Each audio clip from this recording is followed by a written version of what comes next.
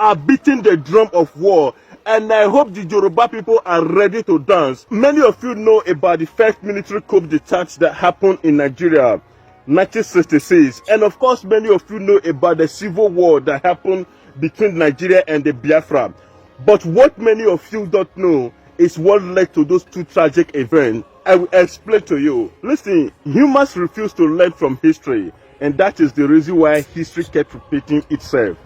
Immediately Nigeria gained her independence, 1960, the Igbo people, because of the spirit of patriotism they have for their new nation, they decided to take advantage of every ample opportunity their nation has to offer. They spread across the nation, moved as far as the north and the west, established themselves, because Igbo people, they are very business-oriented people. One thing is sure in life, the more successful you become and the more enemy you will have. Igbo people, because of their tremendous success, because of their robust businesses, they became the envy of everyone. It might interest you also know that the people that became jealous of the progress the Igbo people are making were even Nigerian leaders.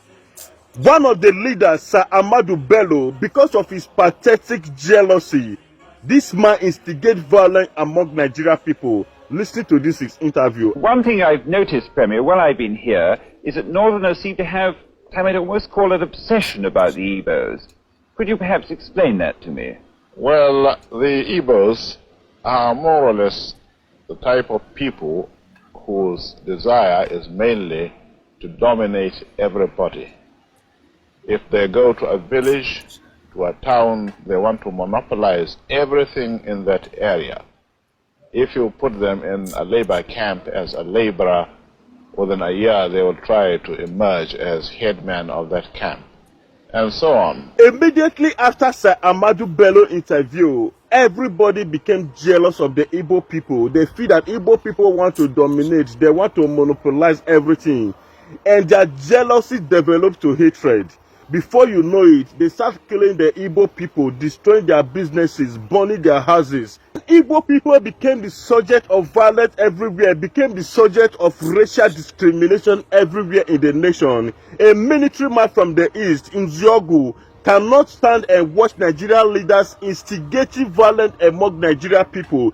He decided to stage that first military coup to wipe out all the bad leadership in Nigeria. Even though their plans to wipe out all the bad leadership in Nigeria could not materialize because they were being stopped by another Igbo military man, Agbo Iromsi.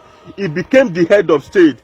Though that does not stop the Hausa and Fulani to think that the first military coup was being racially motivated, they decided to stage another coup, the second coup in Nigeria, and they killed Agbo Iromsi and all key members from the east. They killed all of them. Then the Igbo people became victims everywhere. They started killing the Igbo people. The mere fact that you were an Easterner in those days labeled you fit only for one thing: death, and death at the hands of the Nigerian authorities. The Igbos and their associates were killed in practically every village in northern Nigeria. They were killed in many places in western Nigeria. They were in Lagos, even on Kata Bridge, the very center of Lagos. People were looked at and thought, oh, this looked an Igbo, and killed. That is the reason why another prominent military man from the east, Ojukwu, decided that no, you cannot wipe out all my entire race. We want our nation, and he called for the nation of Biafra. So I want you all to understand where everything is coming from. And I'm doing this video because of Yoruba people. Atijo Dodo, where Igbos are selling. And so after the election, after the vote yesterday, the Oba of Ijo Dodo just give instruction. Bala of Ijo Dodo give instruction, made them spoil Igbo shops. Igbos, where Igbo people they trade. Look at Igbo shop. We're just videoing this thing now for record purpose. You are killing, you are burning the Igbo people businesses, you are burning their houses, killing them, racial discrimination, saying all manner of rubbish about the Igbo people just to instigate violence among Nigerians. You are beating the drum of war, and I hope the Yoruba people are ready to dance. I'm Mr. Z, and I will be back.